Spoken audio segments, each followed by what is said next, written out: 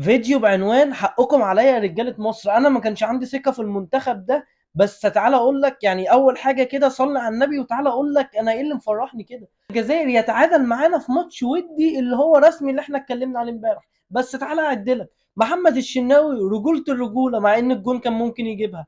عندك محمد عبد المنعم والله العظيم ثلاثة، الراجل ده رجوله جدا. علي جبر ده فوق فوق فوق فوق فوق دماغي.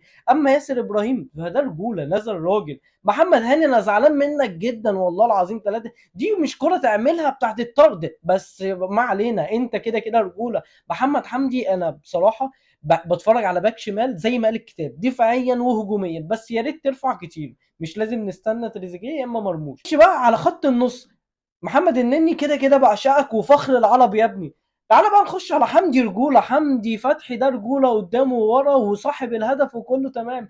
خش بقى احمد سيد زيزو ده والله ما كان يطلع من الملعب، يعني لولا الطرد ده وتروح احمد سيد زيزو رجوله. خش بقى على تريزيجيه احسن لاعب في منتخب مصر بدون منازع، واللي عنده كلمه يلمها ويحطها في بق. مصطفى محمد عندنا مهاجم، اصبح عندنا مهاجم في منتخب مصر يا مصطفى يا محمد. محمد صلاح انت فوق التقييم وكل حاجه، بس احنا عايزينك تلعب معانا بره الملعب زي جول. حسين الشحات كان نفسي تاخد فرصه اكتر. عمر مرموش انت رجوله كل حاجه، بس كورتك دي يا اما كنت تحطها في البعيده يا اما كنت تلعبها للشحات.